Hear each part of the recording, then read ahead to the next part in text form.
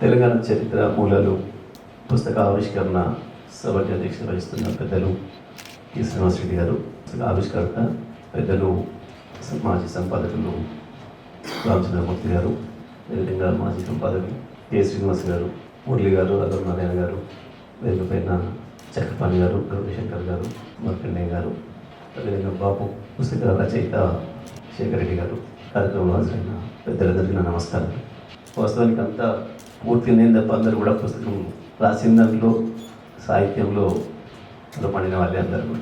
సరే, నేను పుస్తకం వివరాల్లోకి వ్యక్తమైన వాళ్ళందరూ చెప్పింది, కానీ ఈ ఆంధ్ర అనే పదం, దాని ఆధిపత్యవాదం, తెలుగు మీద ఎందుకు ఆధిపత్యం చేయాలనుకుంది, ఎట్లా వచ్చింది అనే విషయాల గురించి అనే విషయాలు ప్రస్తావించింది పెద్దలు. మనందరూ కూడా తెలుసు, ఇప్పుడు కూడా ఎవడు విజయం సాధిస్తాడో వాడి చరిత్ర రాసుకుంటాడు. మరి మన మీద వాళ్ళు ఇప్పుడు విజయం సాధించారు, మనకి ఎప్పుడే కుట్టాట్లేం కాలేదు, యుద్ధం జరగలేదు. కానీ ఎప్పుడైతే తెలంగాణను తీసుకపోయి ఆంధ్రప్రదేశ్లో కలిపిందో, కలపడం అనేది ఒక కుట్రతో జరిగింది. అది మన అభిష్టానికి వ్యతిరేకంగా జరిగింది. అది రావడమే ఒక పథకం ప్రకారం వచ్చింది. రావడం ఇక్కడ ఉన్న వనరుల కొరకు వచ్చినా, ఇక్కడ ఉన్న అవకాశాలను వాడుకోవడానికి వచ్చినా, తప్పకుండా తెలంగాణ పదాన్ని మర్చిపోయేటట్టు చేయాలనే ప్రయత్నం చేసిండ్రు. దాంట్లో భాగంగానే తెలంగాణకు తెలుగు తప్ప ఇంకొకటి లేదు. ఆంధ్ర ప్రాంతానికి ఆంధ్ర ప్రాంతం అనే దాంతోపాటు భాషను కూడా ఆంధ్ర భాషను పెట్టుకున్నారు మొదలు. తర్వాత తెలుగును సొంతం చేసుకునే ప్రయత్నం చేసినారు. తెలుగు మాదే, మా దగ్గర పుట్టింది అని చెప్పే ప్రయత్నం చేసినారు. దాంట్లో భాగంగా తెలంగాణ చరిత్ర లేకుండా చేసే ప్రయత్నం చేసినారు. ఇది ఇక్కడే జరగలేదు. మానవ చరిత్రలో అనేక జాతులు ఒకదాని మీద కూడా దాడి చేసుకున్న సందర్భంలో, వాటిని ఆక్రమించుకున్న సందర్భంలో వాటిని పూర్తిగా రూపుమాపే ప్రయత్నం చేసినారు. కొన్ని భౌతికంగానే రూపుమాపే ప్రయత్నాలు చేసినారు. కొన్ని వాళ్ళ సంస్కృతిని ఆక్రమించిన వాళ్ళపైన రుద్ది వాళ్ళ పాత సంస్కృతిని, వాళ్ళ పాత భాషను మర్చిపెట్టేట్టు చేస్తున్నారు. మనం చాలా చోట్ల కనబడుతుంది. అమెరికాతో సహా ఇవాళ అనేక ప్రపంచ దేశాల నుంచి మనం కనబడుతూనే ఉంటాం. ఇవాళ ఇక్కడ కూడా అది జరిగింది ప్రయత్నం వాస్తవానికి. ఇంకొక బాధాకరమైన విషయం ఏంటంటే, కాకతీయుల తర్వాత మళ్ళీ మనం పరిపాలించుకున్న సందర్భం ఇక్కడ కనబడతలేదు. బయట నుంచి వచ్చిన రాజులు వీళ్ళు వరదలు. చివరికి కాకతీయుల కాలంలో కూడా కేవలం మన ప్రాంతం మాత్రమే పరిపాలించినట్టు కనబడడం లేదు.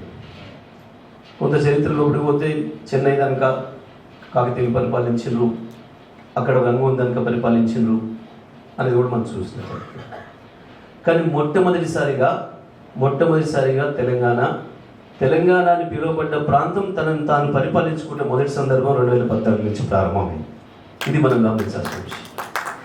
ఇప్పుడు కరెక్ట్గా మనం మన చరిత్రను వెతుక్కోవడం, సరి చేసుకోవడం, దాచిపెట్టబడ్డ మన చరిత్రను బయటికి తీసుకోవడం, మనం తెలంగాణ ప్రాంత బిడ్డలమే, ఇది మనది అని చెప్పి దాన్ని స్థిరీకరించుకోవడం అనేది తప్పకుండా అవసరమైన పని. ఇప్పుడు నిజమే, చక్రపాణి గారికి కొంచెం కోపానికి కూడా వస్తున్నాడు చరిత్రకారుల మీద, కానీ ఆయన పాత్ర కూడా ఉంది.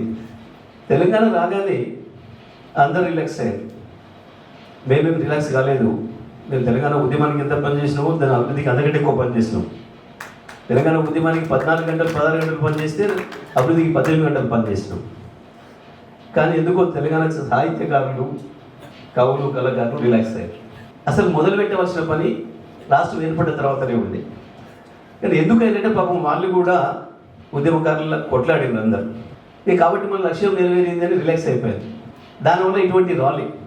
సరే, శేఖర్ రెడ్డి గారు, మార్కండేయ గారు చెప్పినట్టు అది ఎప్పుడు దాంట్లోనే లీనమై ఉండేవాడు కాబట్టి దాన్ని దాచుకోలేకపోయాడు, ఆపుకోలేకపోయాడు.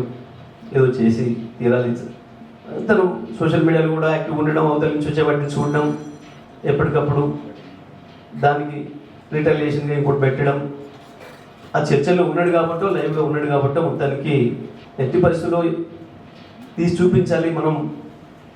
మన చరిత్ర, మనం తప్పు రాసిన చరిత్రను సరిచేయాలి, చరిత్రకే మళ్ళీ చరిత్ర రాయాలి అన్న ఆలోచనతో ఒక ప్రయత్నం మొదలుపెట్టాను. బహుశా నేను ఇది ప్రారంభం అనుకుంటున్నా, తేనెతిట్టను కదిలించినట్టు అనుకుంటున్నా. ఇక రావాలి ఇప్పుడు అటువైపు నుంచి రావాలని నేను కూడా ఆశిస్తూ ఉన్నా. ఎందుకంటే మనం అనుకునేదే నిజం కూడా కాకపోవచ్చు. ఒకసారి అవతల నుంచి ఇంకా వస్తేనే మళ్ళీ దానికి సరిపోయే పద్ధతిలో మన దగ్గర నుంచి రిటాలియేషన్ ఉంటేనే, తవ్వితేనే తెలుస్తుంది, చిలికితేనే వస్తుంది. సో కాబట్టి ఇంకా రావాలి. ఇక ఇప్పటి నుంచి అయినా మరి మన మిగతా మిత్రులందరూ కూడా తప్పకుండా దాంట్లోకి దూరాలి. ఇంకా ఇంకా ఇంకా తెలంగాణ చరిత్రని తవ్వి తీయడానికి, దాన్ని స్థిరీకరించడానికి, మరింతగా రేపటి తరాలకు అందించడానికి, మనం చేసింది, మనం మాట్లాడింది, మనం ఉద్యమ సందర్భంలో చెప్పింది ప్రతి అక్షరం అని చెప్పి నిజమని చెప్పి నిరూపించడానికి ఇంకా ఇంకా ఇటువంటివన్నీ కూడా ఎన్నో ప్రయత్నాలు జరగాల్సిన అవసరం ఉంది. నిజంగానే గత 2 సంవత్సరాలుగా శంకర్ రెడ్డి గారితో మేము ఏం మాట్లాడినా వింటున్నట్టుగా వినిపిస్తున్నట్టుగా లేకుండా ఈ పుస్తకం మీదనే తప్ప వారికి ఇంకో దాని మీద లేకుండా ధ్యాస. బహుశా ఇప్పుడు కొంచెం రిలీఫ్ అవుతారని నేను భావిస్తూ ఉన్నా ఈ పుస్తకం విడుదలతో, రోజు ఆవిష్కరణతో. అయినా సరే ఇంకా ఇప్పుడు ఇంకా మళ్ళీ పని మొదలవుతుంది. తప్పకుండా ఆ ప్రాంతం నుంచి కొంత దానిపైన అభ్యంతరాలు కావచ్చు, వ్యతిరేకతలు కావచ్చు, లేదా ఇంకా ఇంకా ఏమైనా రావాల్సిన అవసరం ఉంది. వస్తే మంచిది, వాటిని ఆహ్వానించాల్సిందే, తప్పకుండా చర్చించాల్సిందే. దానికి ప్రతిగా తప్పకుండా ఈ ప్రాంతం నుంచి కూడా ఇంకా రావడం అవసరం. తప్పకుండా దాన్ని మరింత మనం వెలుగు తెచ్చుకోవాలంటే రాపిడి అవసరమే. కాబట్టి ఆ ప్రయత్నం శంకర్ రెడ్డి గారు ప్రారంభించారని చెప్పి నేను అనుకుంటా ఉన్నా. దీన్ని కొనసాగించాల్సిన అవసరం ఇంకా తెలంగాణ చరిత్రకారులకి, తెలంగాణ సాహితీకారులకి, సాహితీవేత్తలకి ఇంకా ఎక్కువ అవసరం పడుతుందని చెప్పి భావిస్తూ, మరి 2 సంవత్సరాల పైగా కృషి చేసి ఈ పుస్తకాన్ని తీసుకొచ్చిన శంకర్ రెడ్డి గారికి అభినందనలు తెలియజేస్తూ సెలవు. జై తెలంగాణ.